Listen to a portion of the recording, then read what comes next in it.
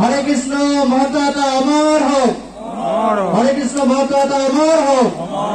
হৰে কৃষ্ণ মহত্ব এটা অমৰ হোক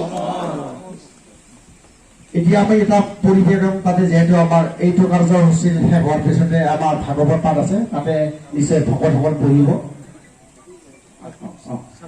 সেয়েহে আমি তাতে আমি নিশ্চয় অনুচক বা আমাৰ অধ্যক্ষ ডাঙৰীয়া দুআষাৰ বক্তব্য ৰাখিবৰ বাবে মই সেৱা কৰিছো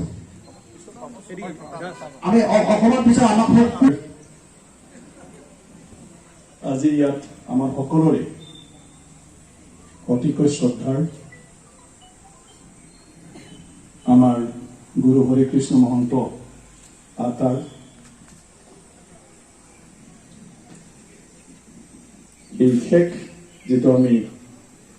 তেখেতক নৃত্য গ্ৰহণ কৰাৰ পিছত সন্মান জনাব বিচাৰিছো ইয়াত উপস্থিত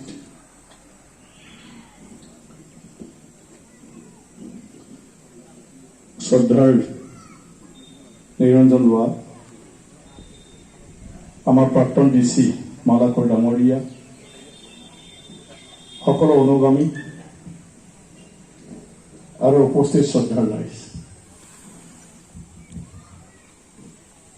আজি নিজকে ধন্য মানিছো এই পবিত্ৰ অনুষ্ঠানটোত মই আহি আপোনালোকৰ লগত উপস্থিত থাকিব পৰাৰ বাবে এয়া কেতিয়াও সাধাৰণ মানুহৰ হ'ব নোৱাৰে সেইকাৰণে আমি যদি জ্ঞানী ব্যক্তি হলো হয় আমি কলো হয় তেখেতে মানুহৰূপী এজন ঈশ্বৰ ৰূপটোহে মানুহ কিন্তু ঈশ্বৰে আমাৰ কাৰণে পঠাইছে আমি সেইটো চিনিব নোৱাৰিলেও সেইটো আমাৰ ভুল আমি যদি ক'ৰবাত বুজিব নাজানিলেও সেইটো আমাৰ ভুল কিন্তু আমাৰ মাজত তেখেতক এই সংসাৰ বিষয়ে মানৱ জীৱন বিষয়ে আৰু আমি কেনেকৈ নিজৰ জীৱনটো আগুৱাই লৈ যাব লাগে এই গতি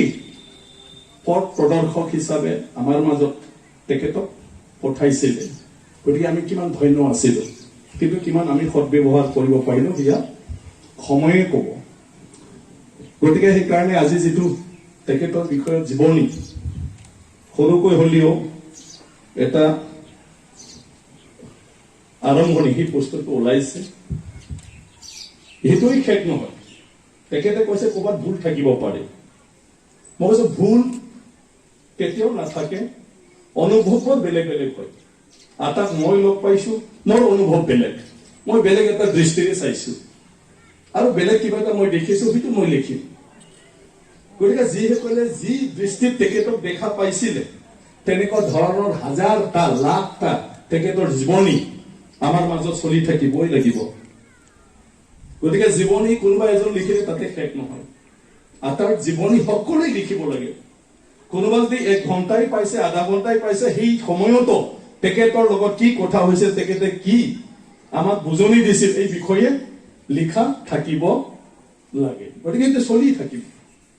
50 বছৰটো আটাৰ বিষয়ে কোনোবাই সমগ্ৰ আমাৰ লিখনিবোৰ চাই ফালে তেওঁ আৰু এটা অনুভৱত আটাৰ বিষয়ে তেওঁৰ উপলব্ধিটো লৈ ফালে তেখেতৰ জীৱনী লিখিব গতিকে সেইটো কেতিয়াও তেওঁৰ যেটো সৃষ্টি আমি কোনো এজনে বা ডাঙৰ কিতাপ এটা লিখি আমি শেষ কৰিব নোৱাৰো তেখেতে যিখিনি আমাক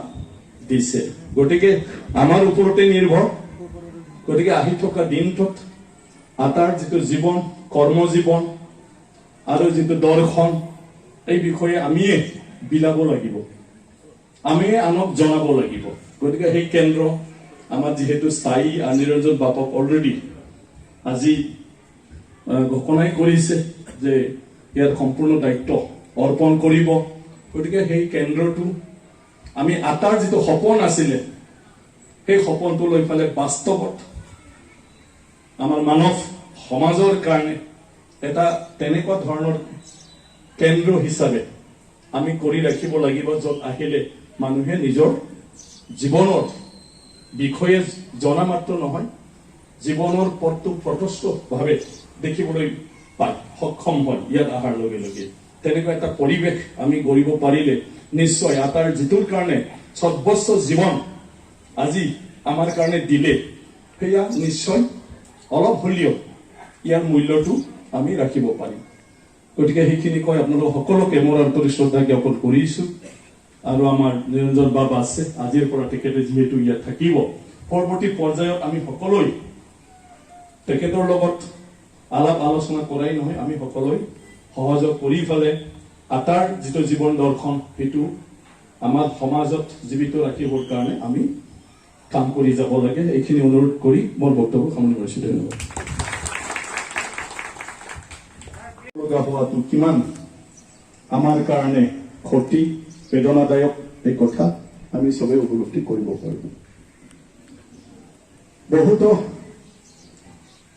তেনেকুৱা ধৰ্মীয় ব্যক্তি জীৱনত পাই আহিছোঁ আটাক ইমান দিন মই পোৱা নাছিলোঁ আৰু বাকী জীৱন কালত যেতিয়া ডেকা কাল আছিল তেতিয়া অনুভৱো কৰিব পৰা নাছিল যে তেনেকুৱা ধৰণৰ আধ্যাত্মিক দিশতো আমি কেতিয়াবা ক'ৰবাত অলপ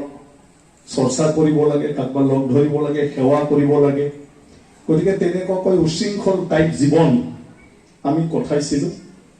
কিন্তু আহি শেষ মুহূৰ্তত যেতিয়া মানুহ এটা বয়সলৈ আহে তেতিয়া জীৱনৰ গোটেই বস্তুবিলাক অলপ পুনৰ লুঠিয়াই চাব বিচাৰে যে সঁচাকৈ জীৱনটোনো কি গতিকে মোৰ জীৱনতো তেনেকুৱা যেতিয়া এইখিনি উপলব্ধি আহিল তো বিভিন্ন ধৰ্মগুৰু সকলকো যেতিয়াই লগ পাইছোঁ তেতিয়াই তেওঁলোকৰ পৰা বহু কথা জানিবলৈ চেষ্টা কৰি আহিছোঁ আৰু তেনেকুৱা সৌভাগ্যক্ৰমে আটাৰ লগত মোৰ 4 বছৰমান আগত দেখা দেখি হ'ল আৰু ইয়াত এই বিধানসভা নিৰ্বাচনৰ পৰা বহুত ওচৰলৈ আটাক পালোঁ জাগাত ঘূৰিও আহিলোঁ মই এইখিনি দিনটোত তেখেতৰ লগত যিখিনি লগ পাইছোঁ যিখিনি কথা বাৰ্তা আকাৰ ইংগিত তাত মই দেখি অনুভৱ কৰিছোঁ তেওঁ সাধাৰণ মানুহ নহয় আৰু সাধাৰণ গুৰুও নহয়